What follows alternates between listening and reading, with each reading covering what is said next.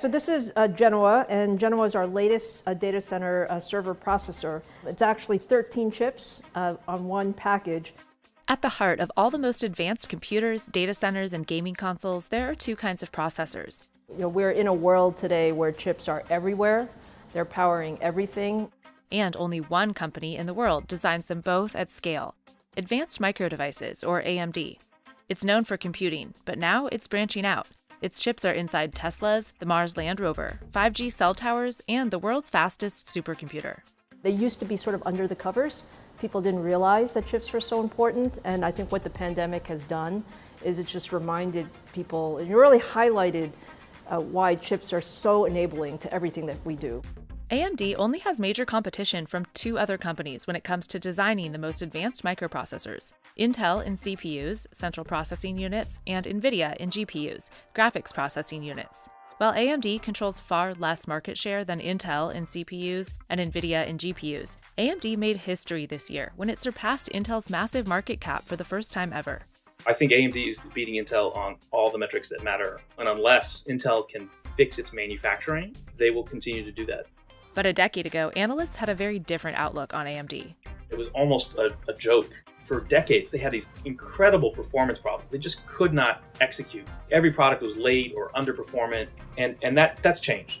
This is the story of AMD, its remarkable comeback, pioneering female CEO, and huge bets on new types of chips in the face of a PC slump, shifting trends, and mounting concerns around China and Taiwan, where all AMD's advanced chips are made.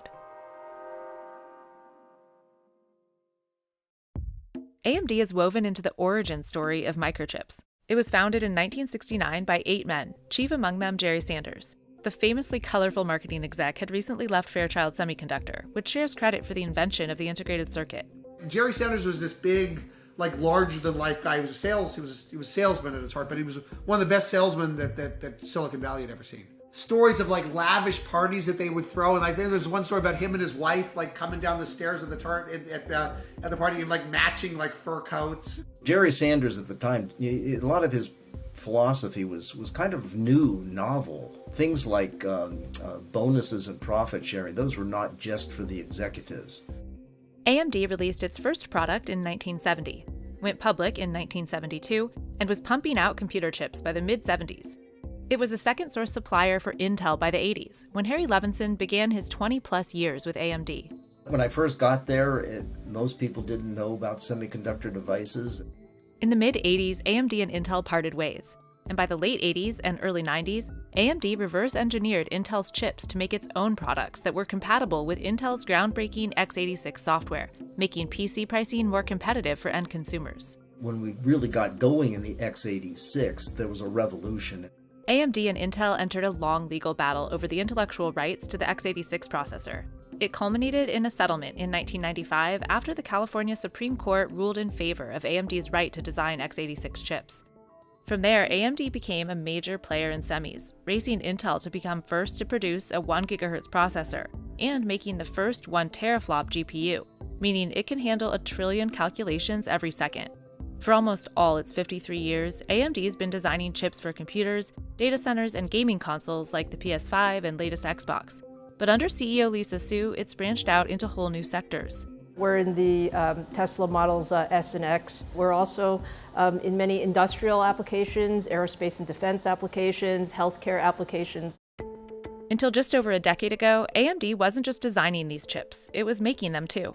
Jerry Sanders was very famous for saying, "Real men have fabs," which obviously is a comment that is problematic on a number of levels, and I think has largely been disproven by history.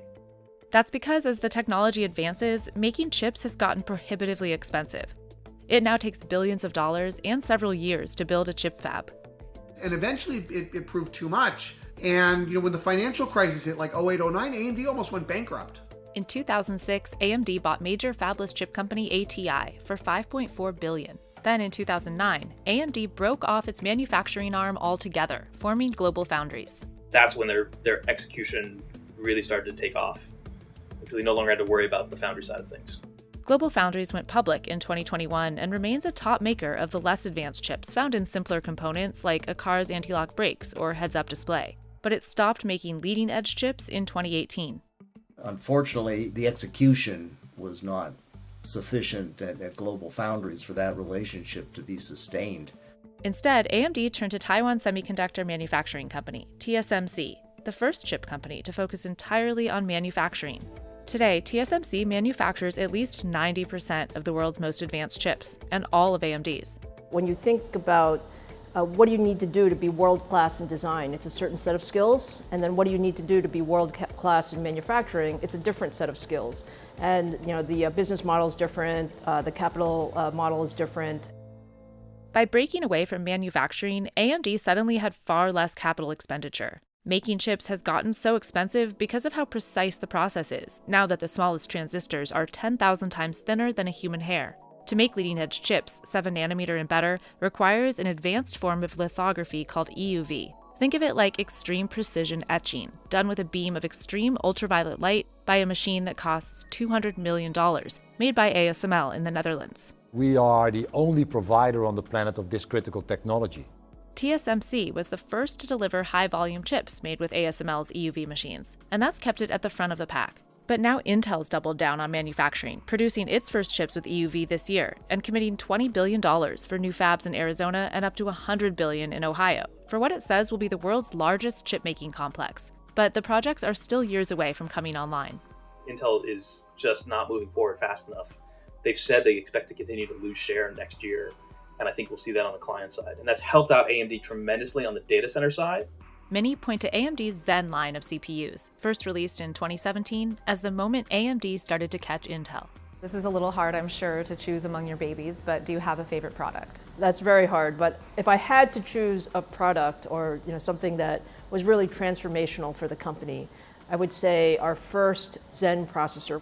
I mean, they were literally it was probably 6 months away from the edge, and somehow they pulled out of it. I mean, they have this Hail Mary on this new product design. They're still selling later generations of today. They call it Zen, and it worked. It had a massively improved performance. It enabled them to stem the share losses and ultimately turn them around. Among the Zen products, AMD's EPYC family of CPUs have made monumental leaps on the data center side. Its latest, Genoa, was released earlier this month. AMD's data center customers include Amazon AWS, Google Cloud, Oracle, IBM, and Microsoft Azure. And what it does is it's a very, very high performance capability that goes into, think about it in cloud servers or, in your enterprise backend.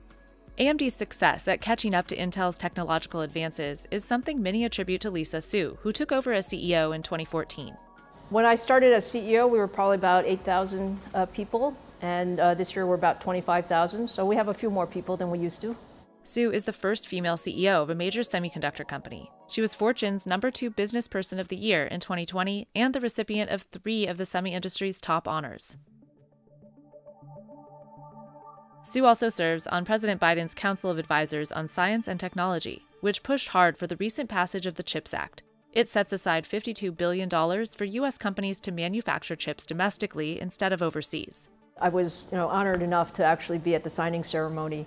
And when you think about, sort of the CHIPS and Science Act overall, I think it's a recognition of just how important semiconductors are to both, sort of the economic prosperity as well as national security in the United States. With all of the world's most advanced semiconductors currently made in Asia, the chip shortage highlighted the problems of overseas dependency. And then there's the continued tension between China and Taiwan. I think we are all vulnerable to semiconductor supply chains reliance on TSMC. If we get to the point where TSMC is cut off, if we are cut off from TSMC, we all have bigger problems to worry about than getting the latest graphics cards. So now TSMC is building a $12 billion 5-nanometer chip fab outside Phoenix. We're pleased with the expansion in Arizona. We think that's a great thing, and we'd like to see it expand even more. And earlier this month, the Biden administration enacted big new bans on semiconductor exports to China. China has become more aggressive in what they call their military-civil fusion strategy, which is essentially fancy talk for buying our sophisticated chips, which are supposedly for commercial purposes, and putting them into military equipment to advance their military. AMD has about 3,000 employees in China, and 25% of its sales were to China last year. When we look at the most recent regulations, they're not significantly impacting our business. It does affect some of our highest end chips that are used in sort of AI applications, and we were not selling those into China. So overall, I would say the revenue impact has been very small. Something that is impacting AMD's revenue, at least for now, is the PC slump. During the pandemic, we pulled demand forward. People just are at home, and so we all upgraded our computers and all our gear. And now nobody's doing that again. We're all going back to work and using work computers, and we're not buying new ones at the same pace. And so we're just correcting for that. In Q3 earnings reported earlier this month, AMD missed expectations, shortly after Intel warned of a soft fourth quarter coming up.